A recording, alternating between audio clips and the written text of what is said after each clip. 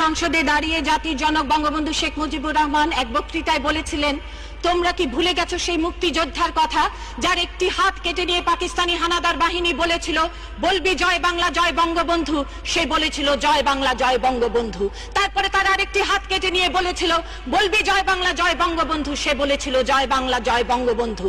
তারপরে তার দুটি পা কেটে নিয়ে বলেছিল বলবি জয় বাংলা জয় বঙ্গবন্ধু। অতিরিক্ত রক্তক্ষরণে মৃত্যুর দিকে ধাবিত হতে হতে সে বারবার উচ্চারণ করেছিল জয় বাংলা জয় বঙ্গবন্ধু। মাননীয় স্পিকার, আমি এই মহান সংসদে দাঁড়িয়ে তাই জয় বাংলা জয় বঙ্গবন্ধু বলেই আমার আজকের বক্তব্য শুরু করছি। মাননীয় স্পিকার, আমার মনে বড় সাত জাগে বেগম খালেদা জিয়ার কাছে কয়েকটি প্রশ্ন করতে। কেন ডিজিএফআই যখন 21শে আগস্টের গ্রেনেড হামলার সময় আপনার কাছে তদন্তের অনুমতি চেয়েছিল আপনি তা দেননি? কেন দেননি? কেন আপনি মাওলানা তাজউদ্দিনকে ভিন্ন পাসপোর্টে বিদেশে পাঠিয়ে দিয়েছিলেন, যিনি ছিলেন গ্রেনেড সরবরাহকারী? কেন আপনার উপমন্ত্রী পিন্টুর বাসভবনে লুৎফুজ্জামান বাবর, আবু তাহের এবং মাওলানা তাজউদ্দিন গ্রেনেড হামলার পরিকল্পনা করেছিল? কেন আপনি ইন্ডিয়ান নীতি আইন যেদিন এই মহান সংসদে বাতিল হয়েছে সংসদে উপস্থিত থাকেননি? কেন যেদিন ইন্টারন্যাশনাল ক্রাইমস ট্রাইব্যুনাল আইনে সংশোধন আনা হয়েছিল আমাদের আহ্বান সত্ত্বেও আপনি মহান সংসদে উপস্থিত থাকেননি?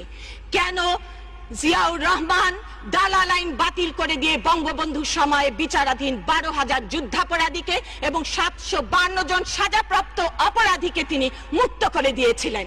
কেন জিয়াউর রহমান সেকেন্ড প্রোক্লামেশন জারি করে সংবিধানের 122 অনুচ্ছেদ বাতিল করে দিয়ে এই মহান সংসদে তাদের সংসদ সদস্য হবার সুযোগ করে দিয়েছিলেন?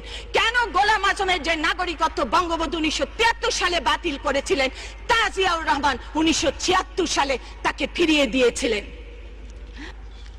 অধ্যাপক জাফর ইকবাল একটি উক্তি করেছেন, কোট, আমি রাজনীতি তেমন ভালো বুঝি না, তবে এটুকু বুঝি এদেশে মুক্তিযুদ্ধকে অস্বীকার করে কেউ কোনোদিন রাজনীতি করতে পারবে না। মাননীয় স্পিকার, তারা যুদ্ধাপরাধী তথা মানবতা বিরোধী অপরাধীদের বিচারের জন্য গঠিত ট্রাইব্যুনালকে প্রশ্নবিদ্ধ করেছেন, সেই বিচারকদের পদত্যাগ দাবি করেছেন।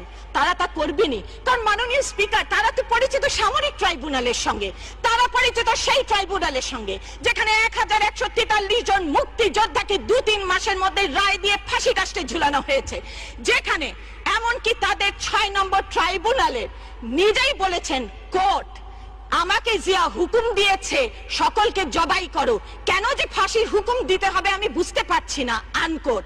এবং এই আদালতকে অবশেষে অপসারণ করা হয়েছিল।